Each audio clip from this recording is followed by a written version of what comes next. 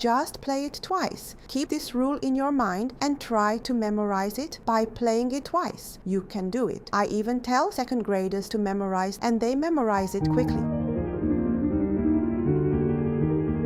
Hello everyone, today I am going to give a lesson on Schubert's Impromptu, Opus 9, number 2. So what exactly is an impromptu? Literally, an impromptu is a piece written spontaneously, and in a way it can be a free form. However, it also has a certain structure. What are some impromptu pieces that we know well? You all know Chopin's Fantasy Impromptu, right? And today, the Schubert Impromptu that we will learn is loved by many. Schubert's works are labeled with a number called Deutsch, which comes from a person who organized Schubert's catalog and named it Deutsch.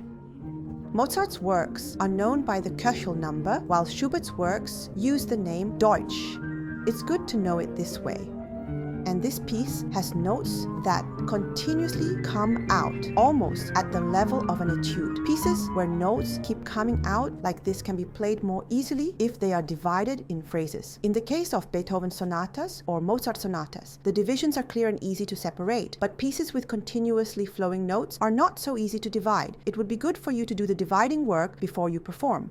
That way, it will be easier to practice. All right, let's first find the key of this piece. The tonality is what forms the core of this piece.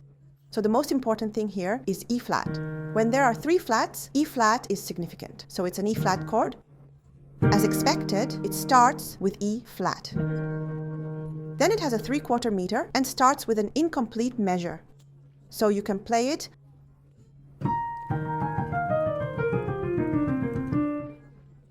This place is really famous, right? But this part is famous too.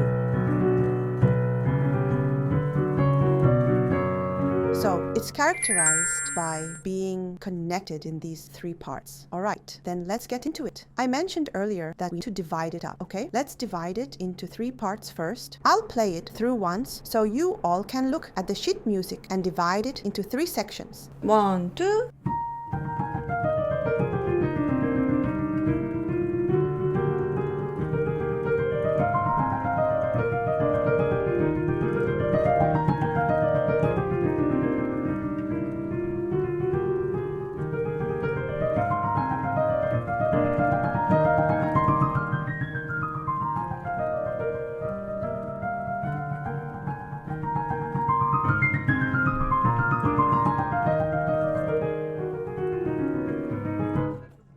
Up to here, please divide it into 3 parts, everyone. So we can divide it like this. The 3 parts are repeated similarly, but let's analyze what the differences are. Now, let's start by learning from part 1. I've mentioned that the left hand is important, but what kind of musical note is this, everyone? It's a dotted half note. How many beats? It's 3 beats. So you need to sustain this for 3 beats. You should hold the E flat like this. As I mentioned, this is where the parts are divided by splitting the stem up and down, right?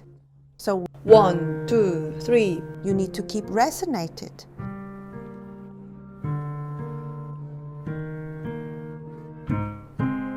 Staccato tenuto, staccato tenuto. This is one phrase and repeat, right?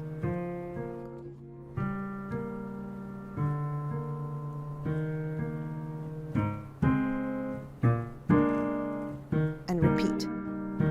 This way, it gets repeated 3 times. Next, if you look at the right hand, there's a triplet there, and it starts with an incomplete measure. 1, 2. This is the E-flat scale. Just follow the finger numbers here. So this is it. If you keep the finger numbers from the beginning, you won't struggle later, everyone.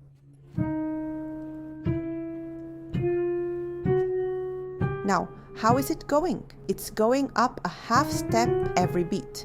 It's going like this, one like this, and so on.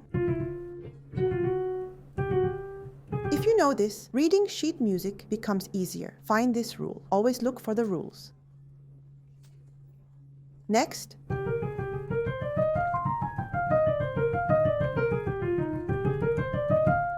we have crescendo. It goes up and down like this. So there needs to be this direction. It gets softer and then louder. So please feel the highs and lows of the melody. Since it goes up again, it should get bigger, right? When you go down again, it gets smaller. Then it grows again. There must be detailed, meticulous, and very delicate expressions even within this. Well, there are a lot of people who can play this. However, there aren't that many who can play it well. I hope you all become people who can do it well. So being good at it doesn't just mean having technical skill. It refers to the musical expression part. Now, after that, we have a repetition here. It's the same, right? But what's different here? Open your eyes wide and take a look. We have piano and forte, right? This part is soft, but here, the volume has increased. Not just the volume, but since it repeats twice, I think the listener might get bored. So I hope you try to express it a bit differently. So, everyone, this is where the repetition happens.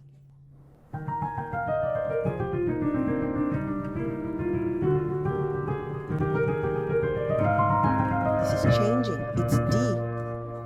It was B flat earlier, right? But this time it has changed to D.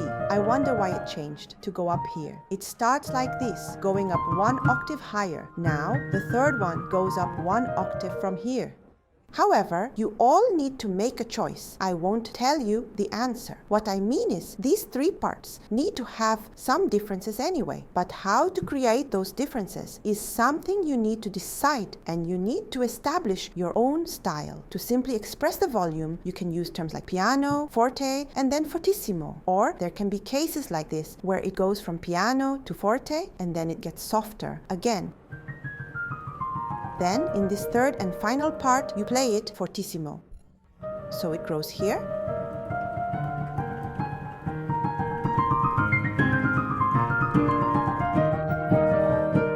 And then the minor pianissimo comes out, right? Here, it expresses even more, extremely, with subito pianissimo. It was much smaller, and as it gets much bigger, the listeners will feel it more. Then, here again, minor. And here, you should express these 3 as well. Now, in the case of the pedal, it needs to be changed every time the harmony changes. I would appreciate it if you could use a connection pedal here. Pedal here, then change PL on F, change pedal on G, change pedal per measure. Since there's staccato here, it might be good to off pedal here, off and pedal. Or you can do this. But this might be a bit too monotonous to express staccato. Now, let's take a look here. Let's just learn up to here. First of all, you find it difficult to read the sheet music. It's about finding and dividing the rules, like we did earlier. First, we can divide it into 2 phrases. Why is that? So, the rule is 1 comes out like this, and it echoes. Then, like this, and echo.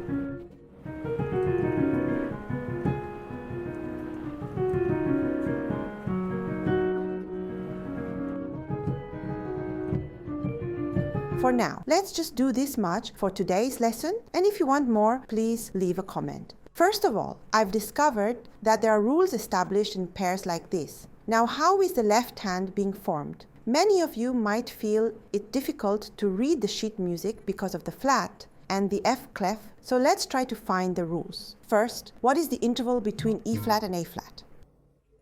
D, F, G, A, it's a 4th interval, right? And then D flat and G flat are also a 4th interval. Then C flat and F are also a 4th interval. B flat and E flat are also a 4th interval. Right now, the rules are established in 4th intervals. Then this one goes down by 1 scale degree. Mi, re, do, si.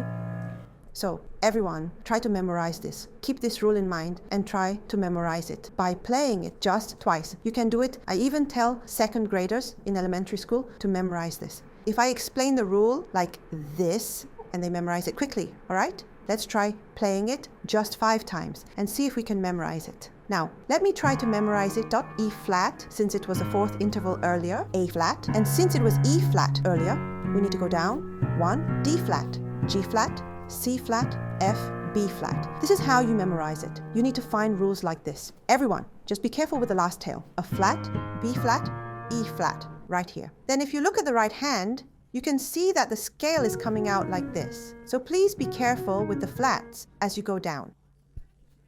This is here. And since this is a half note, you need to hold it. After that, you can think of it as just playing a sustaining role, rather than thinking of it as one note at a time. For example, you shouldn't think that you have to play everything perfectly. Here, you can just think of it as resonating. Then, similarly, you go down here and hold it until the end. Here, also hold it and resonate. And then you resonate this one too.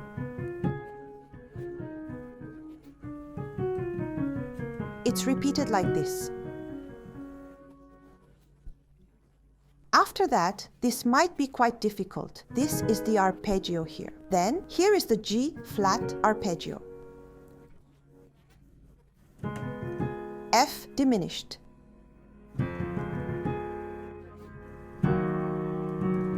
And then there's also an arpeggio here. You should prepare your fingers on the notes before playing this chord. So you need to practice by dividing it like this.